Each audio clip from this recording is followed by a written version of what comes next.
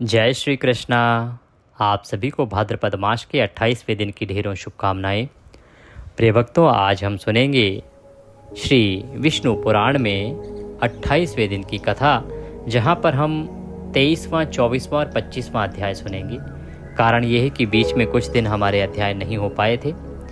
मैंने आपको बताया भी था कि मेरे पिताश्री जो हैं वो बहुत ही सीरियस हैं, उनकी तबीयत बहुत अच्छी नहीं है, आईसीयू में है। तो प्रयास करके जो बहुत महत्वपूर्ण वीडियो थे उनके विषय में मैं आपको बताता गया, कौन सा त्यौहार कब करना है। एक एक वीडियो के लिए मुझे मुश्किल से समय मिल पाता था। अब क्योंकि काफ़ी सारे अध्याय इकट्ठे हो गए हैं विष्णु पुराण के, और आप में से बहुत सारे ऐसे दर्शक हैं जो मुझे मैसेज भी कर रहे हैं व्हाट्सएप पर भी कि पंडित जी विष्णु पुराण नहीं आ रहा है, कैसे सुने।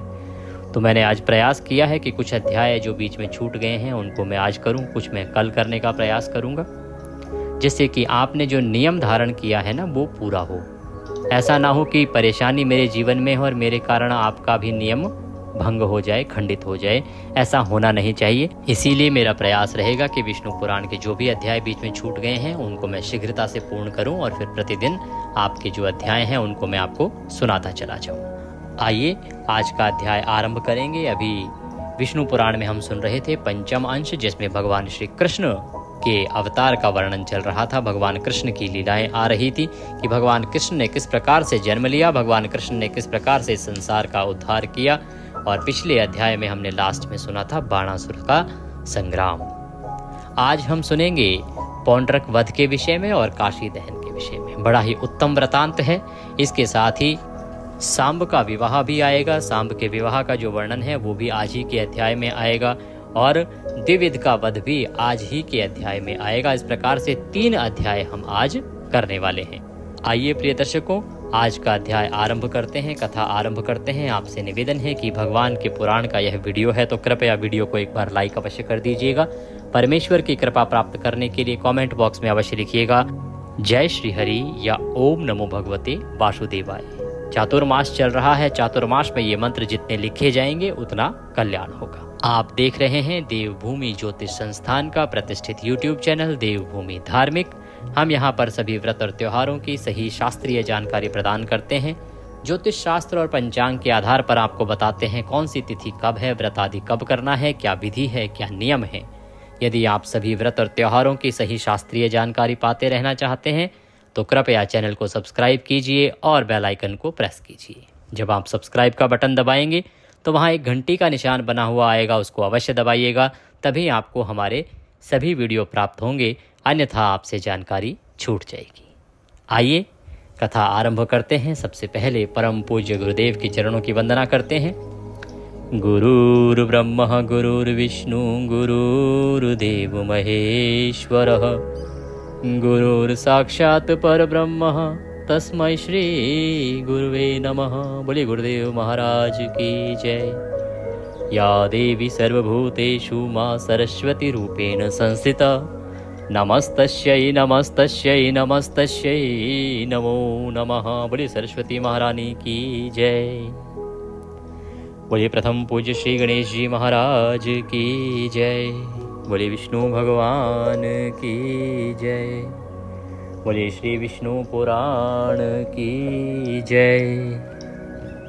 आप सभी दर्शकों को, आप सभी श्रोतागण को मेरा नमस्कार। आइए आज का वृतांत आरंभ करते हैं। मैत्रेय जी बोले, हे गुरु, श्री विष्णु भगवान ने मनुष्य शरीर धारण करके जो लीला से ही इंद्र, शंकर और संपूर्ण देवगणों को जीतकर महान कर्म किए थे वह मैं सुना चुका हूँ। पिछले अध्यायों में आपने सुना कि कैसे शंकर भगवान को जीता, कैसे इंद्र को जीता, और इस प्रकार की लीलाएं की। कहते हैं कि इनके सिवा देवताओं की चेष्टाओं का विघात करने वाले उन्होंने और भी जो कर्म किए थे, हे महाभाग, वे सब मुझे सुनाइए। मुझे उनके सुनने का बड़ा कौतूहल हो रहा है। इस प्रकार से मैत्रेय जी पाराशर जी से निवेदन करते हैं। पाराशर जी कहते हैं कि हे ब्रह्म ऋषि, भगवान ने मनुष्य अवतार लेकर जिस प्रकार काशीपुरी जलाई थी वह मैं सुनाता हूं, तुम ध्यान देकर सुनो। पौंड्रक वंशीय वासुदेव नामक एक राजा को अज्ञान मोहित पुरुष आप वासुदेव रूप से पृथ्वी पर अवतीर्ण हुए हैं, ऐसा कहकर स्तुति किया करते थे। अंत में वह भी यही मानने लगा कि मैं वासुदेव के रूप से पृथ्वी में अवतीर्ण हुआ हूँ। तो काशीपुरी का जो राजा था ना, वासुदेव नाम था उसका, तो बहुत सारे लोग जो अज्ञान से मोहित थे वो इस प्रकार से उसकी स्तुति किया करते थे कि आप वासुदेव रूप पृथ्वी पर अवतीर्ण हुए हैं। और थोड़े समय बाद वो भी यही मानने लग गया। इस प्रकार आत्मविस्मृत हो जाने से उसने विष्णु भगवान के समस्त चिन्ह धारण कर लिए। तो जो जो चिन्ह भगवान विष्णु के थे ना, वो सब उसने धारण कर लिए, क्योंकि वो अब अपने आप को स्वयं को भगवान विष्णु का अवतार समझने लगा, बताने लगा, कहने लगा। और महात्मा कृष्णचंद्र के पास यह संदेश लेकर दूत भेजा कि हे मूढ़, अपने वासुदेव नाम को छोड़कर मेरे चक्र आदि संपूर्ण चिन्हों को छोड़ दे, और यदि तुझे जीवन की इच्छा है तो मेरी शरण में आ जा।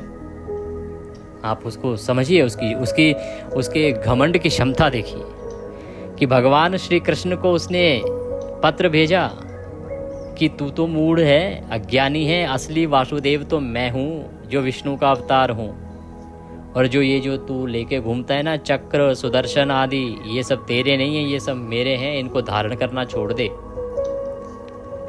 और अगर चाहता है जीवन की इच्छा है तेरी तो मेरी शरण में आ जा, तुझे जीवन मिल जाएगा। ऐसा पत्र उस मूढ़ राजा ने भगवान कृष्ण को भेज दिया। दूत ने जब इसी प्रकार जाकर कहा तो श्री जनार्दन उससे हंसकर बोले।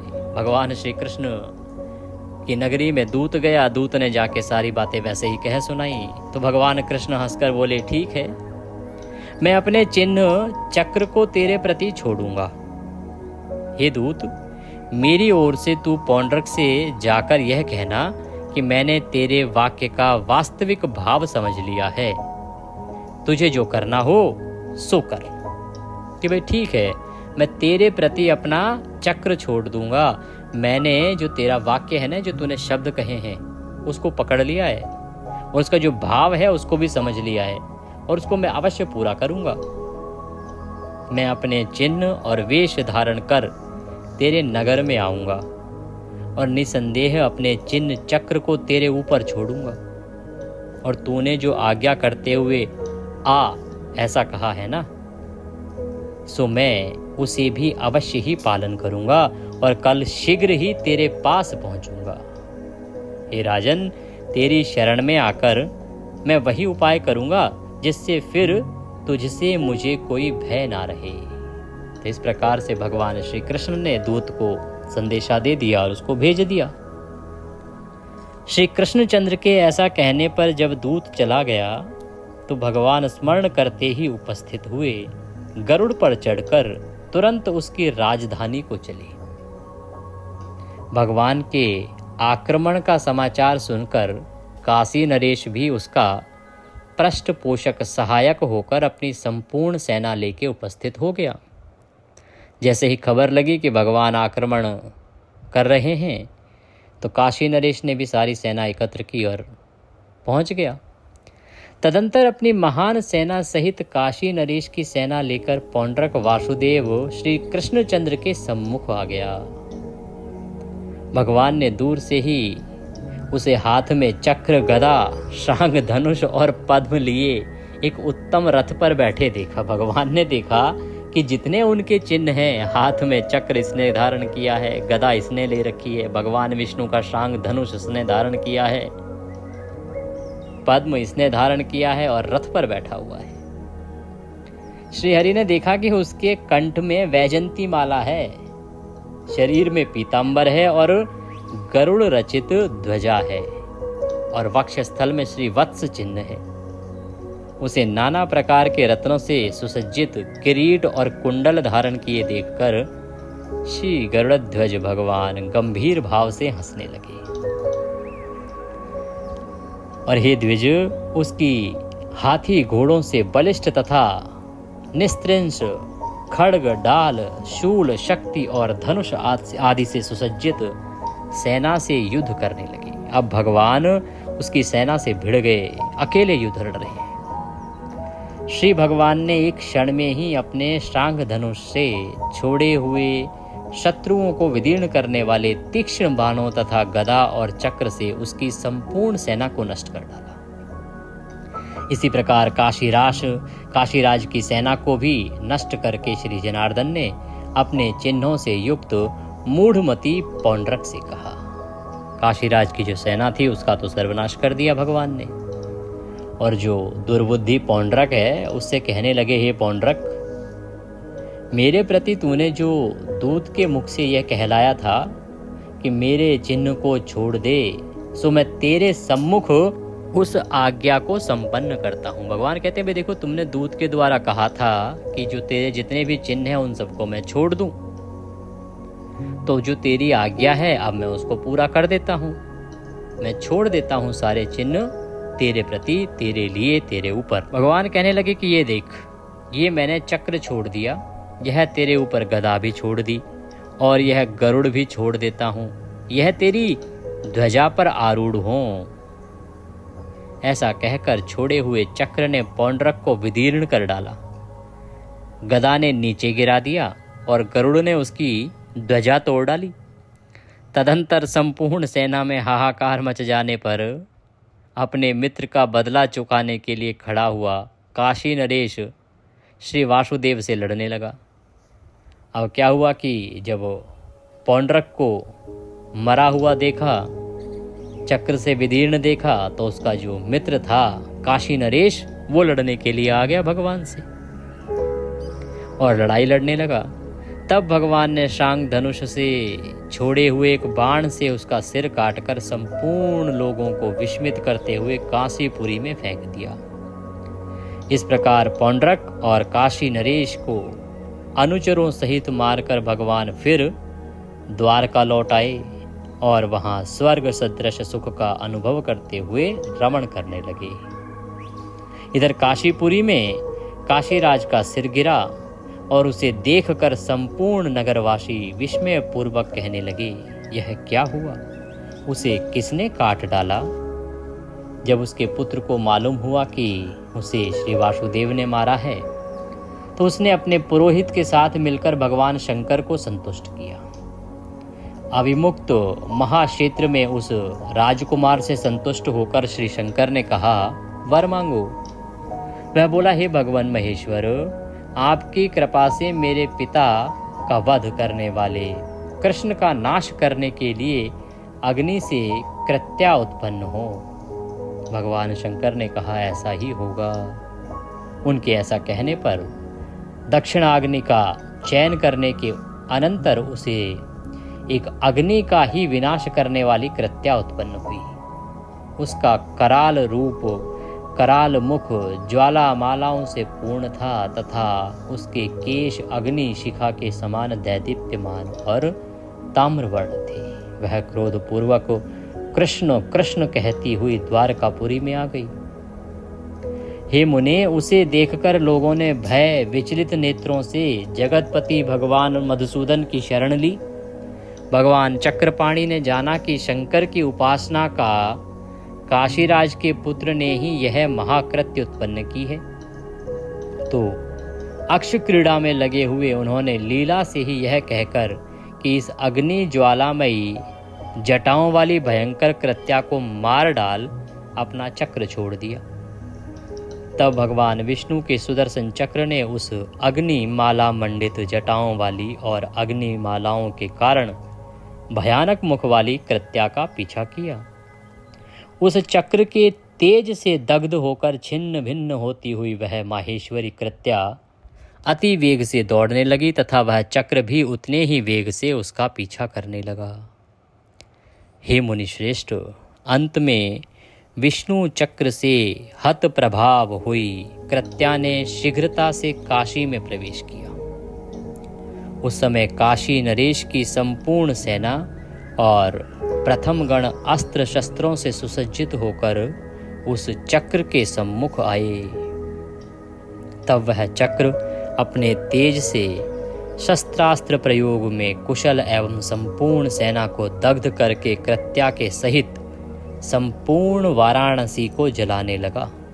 जो राजा प्रजा और सेवकों से पूर्ण थी।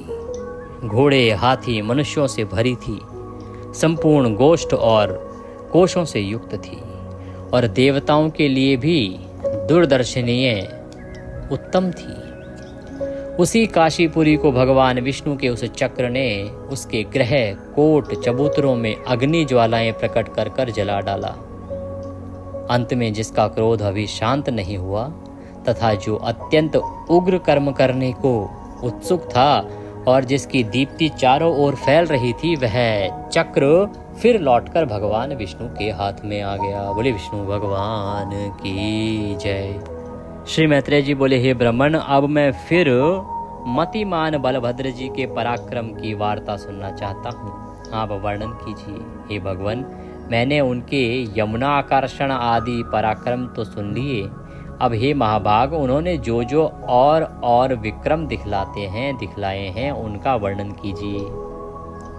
पाराशर जी बोले, हे मैत्रेय, अनंत अप्रमेय धरणीधर केशव शेष अवतार बलराम जी ने जो कर्म किए थे वह सुन। एक बार जामवती नंदन वीरवर सांब ने स्वयंवर के अवसर पर दुर्योधन की पुत्री को बलात् हरण कर लिया। बल से दुर्योधन की पुत्री का हरण कर लिया। तब महावीर कर्ण, दुर्योधन, भीष्म और द्रोण आदि ने क्रुद्ध होकर उसे युद्ध में हराकर बांध लिया। जो इनके पुत्र हैं भगवान श्री कृष्ण के, जो जामवती से उत्पन्न पुत्र हैं जिनका नाम शांब है, तो एक स्वयंवर चल रहा था दुर्योधन की पुत्री का और वहां से भरी सभा से उसने दुर्योधन की पुत्री का हरण कर लिया। जब हरण कर लिया तो दुर्योधन, भीष्म और द्रोण आदि जितने भी योद्धा हैं सब क्रुद्ध होकर आ गए। उन्होंने उसको घेर लिया और अपने राज्य में ले जाकर हराकर युद्ध में और बांध लिया। यह समाचार जब भगवान श्री कृष्ण चंद्र आदि समस्त यादवों ने पाया तो दुर्योधन आदि पर क्रुद्ध होकर उन्हें मारने के लिए बड़ी तैयारी की। उनको रोककर श्री बलराम जी ने मदिरा के उन्माद से लड़खड़ाते हुए शब्दों में कहा, कौरवगण मेरे कहने से शांब को छोड़ देंगे, अतः मैं अकेला ही उनके पास जाता हूँ। क्योंकि जो दुर्योधन हैं उनको गदा युद्ध बलराम जी ने ही सिखाया था। तो बलराम जी को लगा कि अगर मैं भाई जाके बोलूँगा तो मेरी बात तो मानी ही जाएगी। अतः उन्होंने कहा कि आप लोग को चिंता ना करो, कोई युद्ध वुद्ध ना करो, मैं जाके समझाता हूँ उसको, वो छोड़ देगा। पाराशर जी कहते हैं कि तदंतर श्री बलदेव जी हस्तिनापुर के समीप पहुंचकर उसके बाहर एक उद्यान में ठहर गए। उन्होंने नगर में प्रवेश नहीं किया। अब बलराम जी को आए जानकर दुर्योधन आदि राजाओं ने उन्हें गौ, अर्घ्य, पद्य आदि का निवेदन किया। जैसे ही पता लगा बलराम जी पधारे हैं तो सबने उनका स्वागत किया जैसे किया जाता है। उन सबको विधिवत ग्रहण करके बलभद्र जी ने कौरवों से कहा, राजा उग्रसेन की आज्ञा है, आप लोग शांब को तुरंत छोड़ दें। हे द्विजोत्तम, बलराम जी के इन वचनों को सुनकर भीष्म, द्रोण, कर्ण, दुर्योधन आदि राजाओं को बड़ा क्षोभ हुआ और यदुवंश को राज्य पद के अयोग्य समझ बाहिक आदि सभी कौरवगण कुपित होकर मूषलधारी बलभद्र जी से कहने लगे, हे बलभद्र, तुम यह क्या कह रहे हो? ऐसा कौन यदुवंशी है जो कुरुकुल उत्पन्न किसी वीर को आज्ञा दे? यदि उग्रसेन भी कौरवों को आज्ञा दे सकते हैं तो राजाओं के योग्य कौरवों के इस श्वेत छत्र का क्या प्रयोजन है? अतः हे बलराम, तुम जाओ अथवा रहो, हमको तुम्हारी यह उग्रसेन की आज्ञा से अन्याय कर्मा सांब को नहीं छोड़ सकते। उन्होंने कहा, भाई देखो ऐसा है, ये तो नहीं हो सकता, हमारा अपना राज्य है, स्वतंत्र राज्य है, उग्रसेन की आज्ञा हम क्यों माने? इसलिए बलराम आप जाओ, ये आज्ञा हम नहीं मानेंगे और इस पुत्र को तो हम नहीं छोड़ेंगे। पूर्व काल में कुकुर और अंधक वंशीय यादवगण हम माननीयों को प्रणाम किया करते थे, सो अब वे ऐसा नहीं करते तो नहीं सही, किंतु स्वामी को यह सेवक की ओर से आज्ञा देना कैसा? क्योंकि उनको लगा कि हम क्षत्रिय हैं और ये साधारण मनुष्य हमें कैसे आज्ञा दे रहा है। कहते कि तुम लोगों के साथ समान आसन और भोजन व्यवहार करके तुम्हें हमने गर्वीला बना दिया है। इसमें तुम्हारा कोई दोष नहीं है, क्योंकि हमने ही प्रीतिवश नीति का विचार नहीं किया। हे बलराम, हमने जो तुम्हें यह अर्घ्य आदि निवेदन किया है यह प्रेमवश ही किया है। वास्तव में हमारे कुल की तरफ से तुम्हारे कुल को अर्घ्य आदि देना उचित नहीं है। ऐसा कहकर कौरवगण यह निश्चय करके कि हम कृष्ण के पुत्र शाम्ब को नहीं छोड़ेंगे, तुरंत हस्तिनापुर में चले गए। तदंतर हला युद्ध श्री बलराम जी ने उनके तिरस्कार से उत्पन्न हुए क्रोध से मत्त होकर घूमते हुए पृथ्वी में लात मारी। महात्मा बलराम जी के पाद प्रहार से पृथ्वी फट गई और वे अपने शब्दों से संपूर्ण दिशाओं को गुंजाकर कंपायमान करने लगे तथा लाल नेत्र और टेढ़ी भ्रकुटी करके बोले, इन सारहीन दुरात्मा कौरवों को यह कैसा राजमद का अभिमान है। कौरवों का महिपालत्व तो स्वतः सिद्ध है और हमारा सामयिक ऐसा समझकर ही आज ये समाज उग्रसेन की आज्ञा नहीं मानते, बल्कि उसका उल्लंघन कर रहे हैं। आज राजा उग्रसेन सुधर्मा सभा में स्वयं विराजमान होते हैं, उसमें सचिपति इंद्र भी नहीं बैठ पाते, परंतु इन कौरवों को धिक्कार है जिन्हें सैकड़ों मनुष्यों के उच्चिष्ट राज सिंहासन में इतनी तुष्टि है। जिनके सेवकों की स्त्रियां भी पारिजात वृक्ष की पुष्प मंजरी धारण करती हैं, वह भी इन कौरवों के महाराज नहीं है। यह कैसा आश्चर्य है।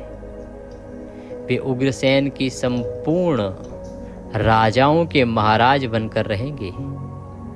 आज मैं अकेला ही पृथ्वी को कौरवहीन करके उनकी द्वारकापुरी को जाऊंगा। यह आज कर्ण, दुर्योधन, द्रोण, भीष्म, वाहिक, दुशासन, भूमि, भूरिश्रवा, सोमदत्त, शल, भीम, अर्जुन, युधिष्ठिर, नकुल और सहदेव तथा अन्य समस्त कौरवों को उनके हाथों और हाथी, घोड़े और रथ के सहित मारकर तथा नववधू के साथ वीरवर शाम्ब को लेकर ही मैं द्वारकापुरी में जाकर उग्रसेन आदि से अपने बंधु बांधवों को छुड़ाऊंगा, अथवा समस्त कौरवों के सहित उनके निवास स्थान पर इस हस्तिनापुर नगर को ही अभी गंगा जल में फेंक देता हूँ। ऐसा कहकर मद से अरुण नयन मुसलायुध बलभद्र जी ने हल्की नौक को हस्तिनापुर के खाई और दुर्ग से युक्त प्रकार के मूल में लगाकर खींचा। उस समय संपूर्ण हस्तिनापुर सहसा डगमगाता देख सकता था। कौरवगण शुद्ध चित्त होकर भयभीत हो गए और कहने लगे, हे राम, हे राम, हे महाबाहो, क्षमा करो, क्षमा करो। हे मुसलायुध, अपना कोप शांत करके प्रसन्न होइए। हे बलराम, हम आपको पत्नी के सहित इस सांब को सौंपते हैं। हम आपका प्रभाव नहीं जानते थे, इससे आपका अपराध किया, कृपया क्षमा। पाराशर जी बोले, हे मुनिश्रेष्ठ, तदंतर कौरवों ने तुरंत ही अपने नगर से बाहर आकर पत्नी सहित सांब को श्री बलराम जी को अर्पण कर दिया। तब प्रणाम पूर्वक प्रिय वाक्य बोलते हुए भीष्म, द्रोण, कृप आदि से वीरवर बलराम जी ने कहा, अच्छा, मैंने क्षमा किया। हे द्विज, इस समय में हस्तिनापुर गंगा की ओर कुछ झुका हुआ सा दिखाई देता है। यह बलराम जी के बल और शरीरता का परिचय देने वाला उनका प्रभाव ही है। तदंतर कौरवों ने बलराम जी के सहित सांब का पूजन किया तथा बहुत से दहेज और विधि पूर्वक वधू के सहित उन्हें द्वारकापुरी भेज दिया। बोले विष्णु भगवान की जय। इसी के साथ आज का यह अध्याय भी यहाँ पूर्ण होता है।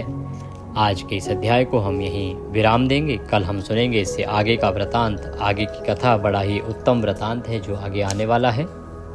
आप में से बहुत से जो दर्शक हैं वो पिताजी की सेहत के विषय में जानना चाहते हैं, तो मैं आपको बताना चाहूँगा कि अभी उनकी सेहत में बहुत अधिक सुधार नहीं है। वो आईसीयू में ही हैं दिल्ली में, और आशा करते हैं कि वो कुछ समय में स्वस्थ हो जाएं और सही सलामत घर को पधारें। आज आपने सुना विष्णु पुराण का यह अध्याय। कल हम इससे आगे का वृतांत सुनेंगे। तब तक के लिए आपको नमस्कार। जानकारी हमने उपलब्ध कराई है कि श्राद्ध पक्ष कब से आरंभ हो रहा है। ग्रहण बड़ा महत्वपूर्ण है, इसकी महिमा बहुत है, इसके विषय में वीडियो है। और जो श्राद्ध पक्ष की महिमा है ना, उस वीडियो को आप सुनेंगे तो बड़ा कल्याण होगा। भगवान सब पर कृपा करें। हरे कृष्ण।